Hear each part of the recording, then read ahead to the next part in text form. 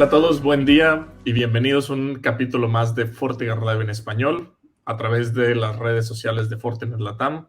El día de hoy vamos a platicar de un tema muy interesante. Sabemos que todo el tema de ciberseguridad va en aumento, sofisticación de diferentes tipos de ataques, nuevos actores maliciosos que estamos viendo el día de hoy. Pero el día de hoy vamos a enfocarnos en un tema que yo creo que a todos nosotros nos ha vuelto básicamente o nos ha puesto alertas durante los últimos años, y es hablar acerca de ransomware, acerca de secuestro digital, extorsión. Muchas cosas interesantes que vamos a platicar. Les comento a todos, estamos totalmente en vivo por diferentes redes sociales. Por favor, díganos desde dónde nos están viendo, háganos sus preguntas, por ahí vamos a estar platicando. Y justamente el día de hoy, para tocar este tema, tengo un invitado muy especial, un muy buen amigo. Ignacio, ¿cómo estás? ¿Cómo estás, Arturo? Un placer juntarme contigo en esta ocasión para conversar con el público que nos sigue de algún lugar del mundo. Así que, como bien dijo Arturo, escríbanos para saber con quiénes estamos hablando y desde dónde. Y qué bueno que me hayas invitado a conversar de estos temas tan apasionantes como es la ciberseguridad y cómo enfrentar, cómo hacerle frente a cosas tan populares y tan dañinas como puede ser el ransomware. Pero la verdad, un gusto acompañarte en esta nueva edición de FortiGuard Labs en vivo.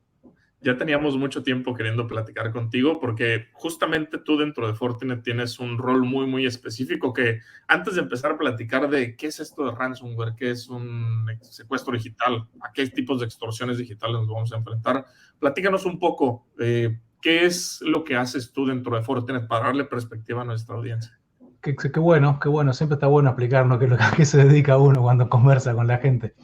Yo soy parte del equipo de Fabric Technologies en Fortinet, responsable de desarrollo de negocios y de hacer llegar el mensaje de cómo Fortinet puede apoyar a nuestros clientes. Y no importa de qué tipo de cliente se trate, no importa el tamaño, no importa la industria, no importa el vertical, no importa el país, a defenderse de manera más apropiada, combinando las tecnologías diversas que Fortinet pone a disposición de cada uno de ellos. Desde mi rol, acompaño a los equipos comerciales, acompaño a los partners, en dar a conocer cómo justamente nuestra propuesta de valor a los clientes se acerca. Y es un rol sumamente interesante y creo que hace mucho match con lo que vos haces, Arturo. Tenemos mucha coincidencia en lo que hacemos, porque mucho de la información que vos generás y de la que tu equipo genera nutre conversaciones que tenemos, conversaciones de valor que tenemos con nuestros clientes. Así que esto es, la verdad que deberíamos hacerlo más seguido. Sí, de hecho, justamente parte de lo que hacemos nosotros dentro de Fortinet Labs, para los que no tengan tanto contexto, nosotros hacemos investigación activa sobre tendencias, nuevas campañas de ataque, nuevas variantes, familias de amenazas digitales. Y el equipo donde está Ignacio justamente toma esta información y genera estrategias defensivas, ¿no? ¿Cómo podemos Exacto. utilizar esto para tomar decisiones y sobre todo ajustar por ahí métodos que por ahí vamos a platicar? Entonces, vámonos de lleno, Ignacio, para platicar un poquito Dale. acerca de lo que es ransomware. Y si alguno de ustedes que nos está viendo no conoce bien el término, platicarles un poquito. Ransomware, y esto pues voy a tomar una definición que el FBI por ahí tiene en su página principal, define como, pues digamos, una estrategia o un ciberataque, el cual se aprovecha de debilidades no solamente de sistemas, sino de procesos y de personas. Entonces, justamente ataca los tres pilares específicos de cualquier estrategia digital: personas, procesos, tecnología, para poder, pues en este caso, tener acción a su objetivo principal, que en este caso es extorsionar algún tipo de organización, alguna persona, para recuperar sus archivos, o inclusive, pues ya estamos viendo diferentes métodos de extorsión, ¿no? Ataques de ransomware famosos que hemos visto en los últimos años: WannaCry desde el 2017, vimos DarkSide que atacó infraestructuras críticas hace un par de años, inclusive ransomware as a service como lo es Reveal, que inclusive pues hace ya pues un par de meses el FBI en conjunto con otro tipo de agencias dio con un par de, pues digamos, líderes de esta banda de ransomware como servicio. Entonces, teniendo este contexto, vamos a ponerles un poquito de qué es lo que nosotros vemos en Latinoamérica. Entonces, nosotros dentro de Fortinet Labs, el año pasado solamente detectamos más de 360,000 millones de intentos de ciberataques. Y aquí hablamos de escaneos, explotación de vulnerabilidades, persistencia, hasta, digamos, tener control total de diferentes tipos de sistemas para poder desplegar ransomware, ¿no? Y luego ya empezar todo el tema de extorsión. Vamos a platicar con Ignacio justamente a hablar un poco acerca de qué es lo que podemos hacer nosotros para, pues digamos, tener una estrategia anti-ransomware. ¿Cuál es el valor de una arquitectura de esto? Ignacio, platícanos. Para nosotros como Fortinet, o qué es lo que te dicen las organizaciones con las que hablas acerca de una arquitectura anti-ransomware.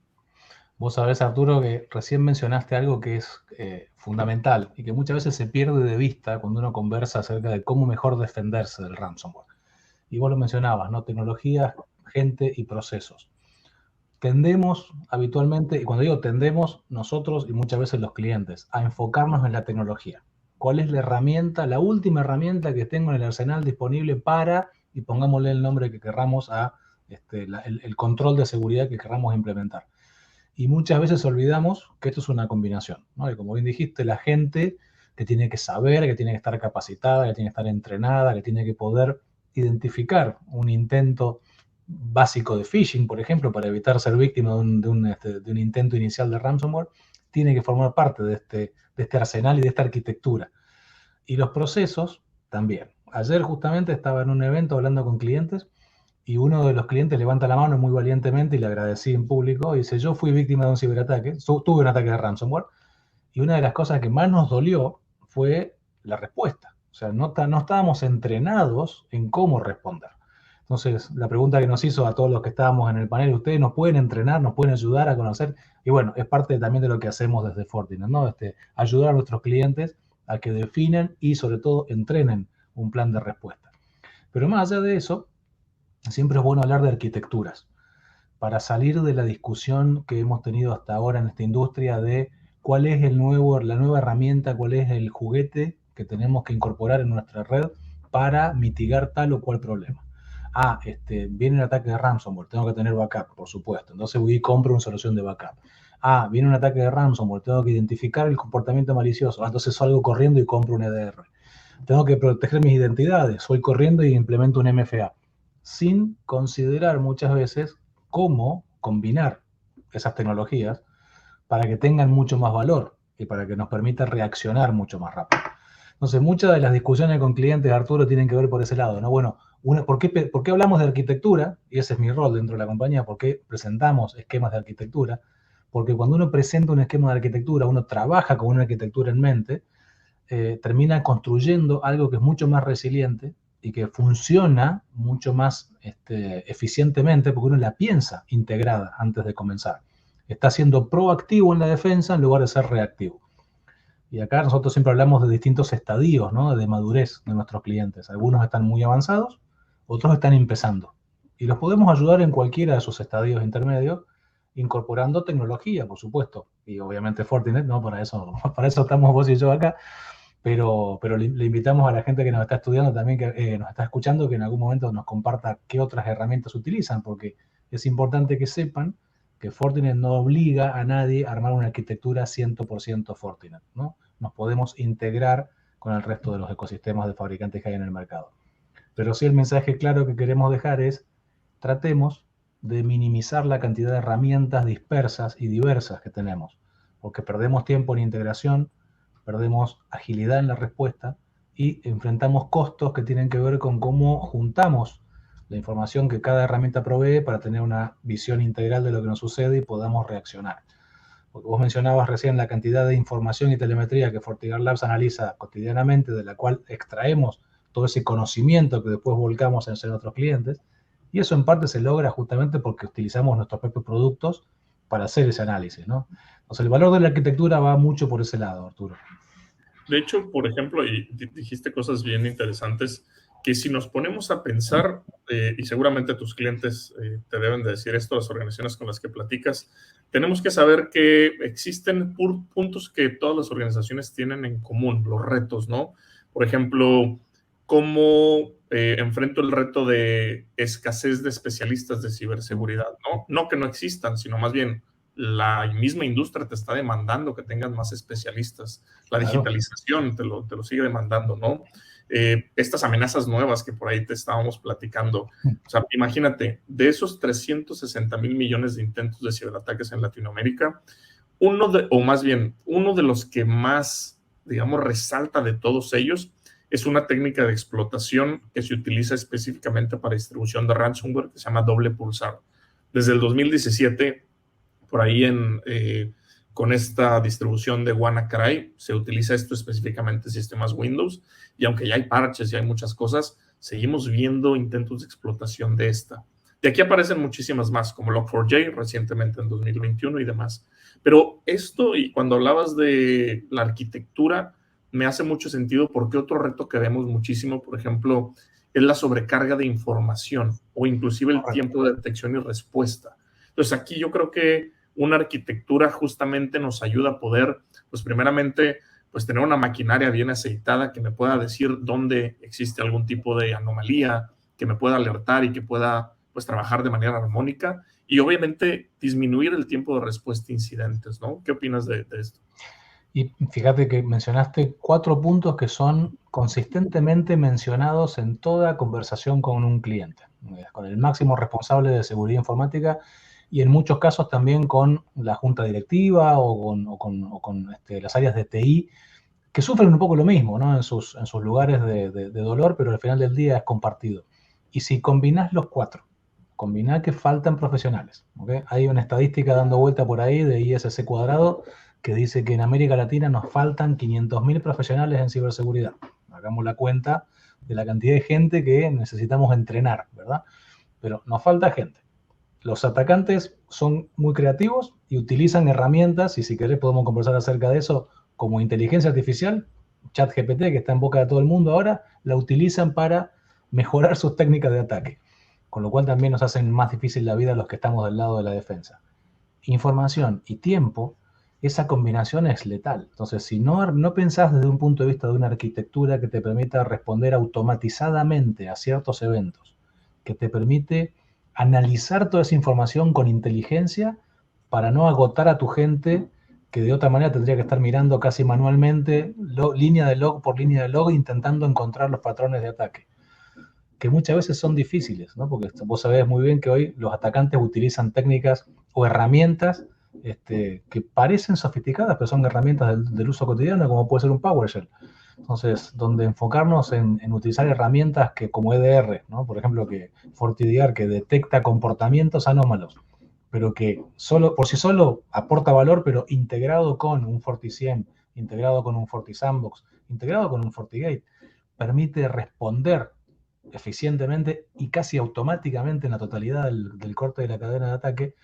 Pucha, ahí es donde entonces empezás a ver que el factor tiempo, que para mí es el clave, ¿no? Porque si uno considera o toma en cuenta las estadísticas de la industria que dicen que un atacante está metido en tu infraestructura 220, 230 días estudiándote hasta que decide atacar, pucha, si yo puedo detectarlo antes, ¿okay? Le doy menos capacidad de daño, ¿no? Y al final del día me estoy protegiendo preventivamente de un posible intento de ransomware el día de mañana. Así que definitivamente son 4 puntos clave y que te digo que están en la cabeza de todos los responsables de seguridad de nuestros clientes constantemente. Ahora, vamos a platicar, vamos a entrar en materia de qué es lo que vemos en ransomware y cómo podemos accionar. Les recuerdo sí, claro, a todos los que nos están viendo por ahí, déjenos por ahí un comentario. Ustedes también tienen estos mismos dolores de cabeza, si han enfrentado otros retos. Síganos poniendo de dónde nos visitan, por ahí vemos mucha gente conocida. Si me permites, agrego una pregunta para los que nos están escuchando. Si se animan, ¿no? Por supuesto, ¿fueron víctimas de un ataque de ransomware? ¿Se sienten preparados para enfrentar la siguiente? Porque, digamos, hay algo que no sé si coincidirás conmigo, Arturo, pero es un tema que yo converso mucho.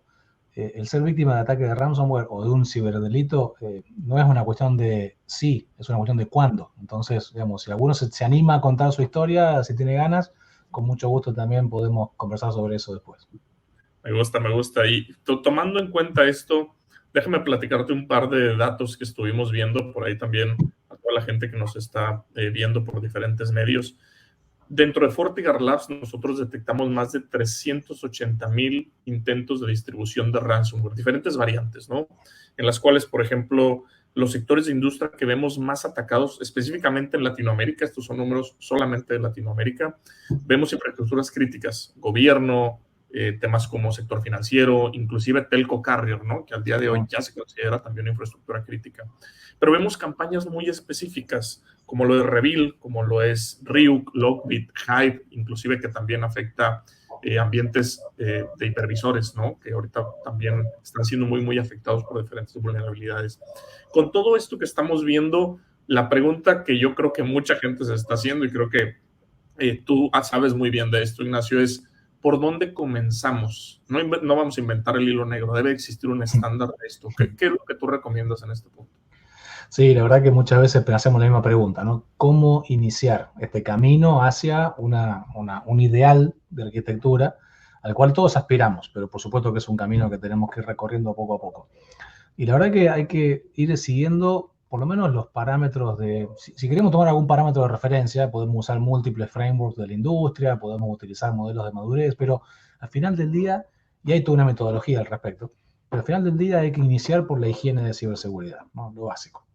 Hoy no podemos tener una red si no está segmentada internamente, para evitar que haya un posible, si en el caso de un ciberataque, que el impacto y la expansión que logre el atacante sea la mínima posible, con lo cual segmentar internamente mediante la implementación de firewalls internos es clave. Por supuesto, acá estoy hablando ya de que tenemos el perímetro seguro, ¿no? Pero hoy por hoy ya pensar en el perímetro únicamente es pensar muy chiquito, ¿no? Hay que pensar cómo vamos a hacer la defensa en capas. Entonces, tenemos el perímetro, segmentamos internamente, identidades, ¿ok?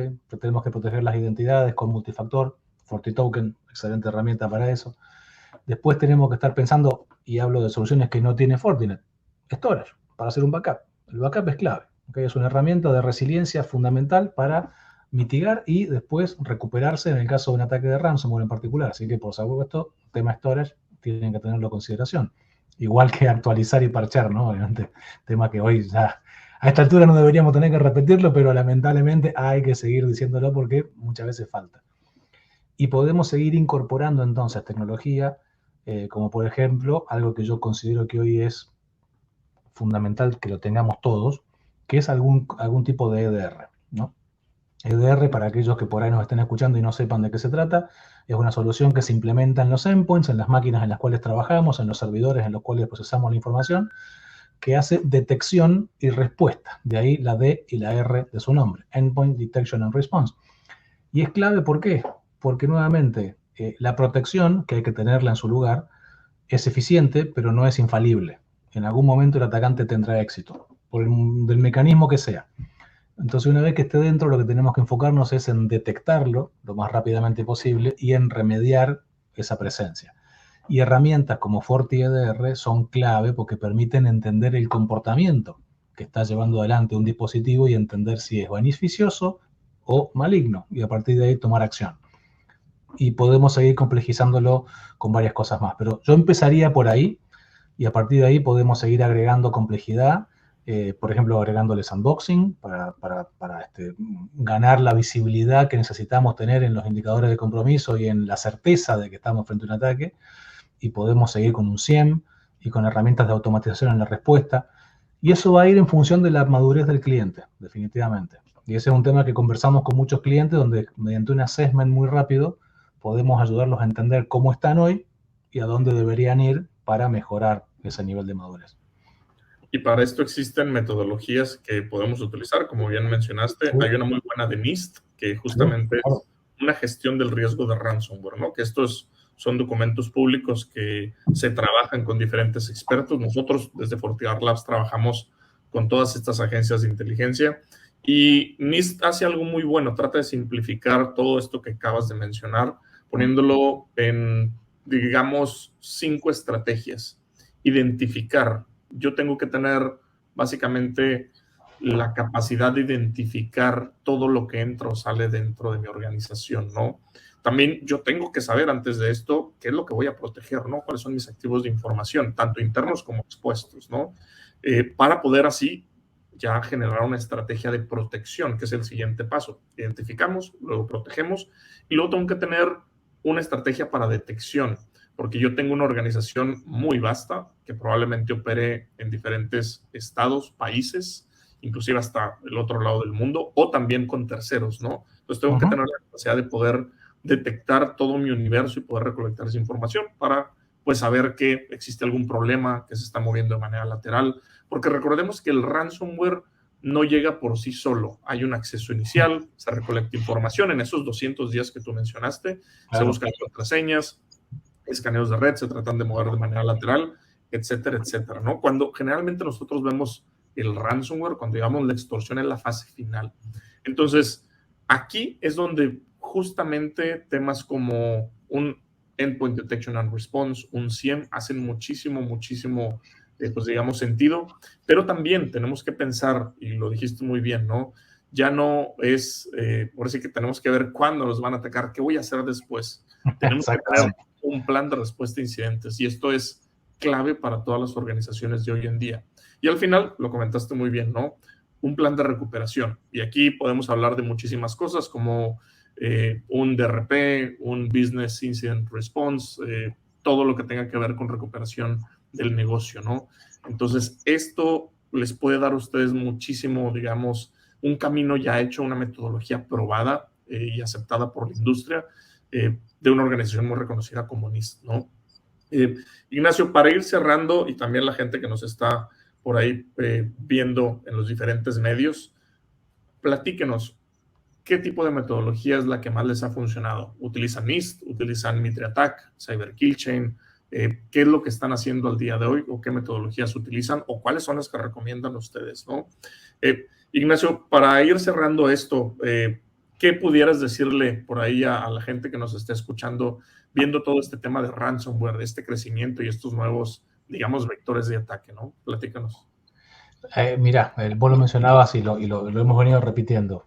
Por favor, o sea, lo que necesitamos acá es un cambio de mentalidad, ¿sí?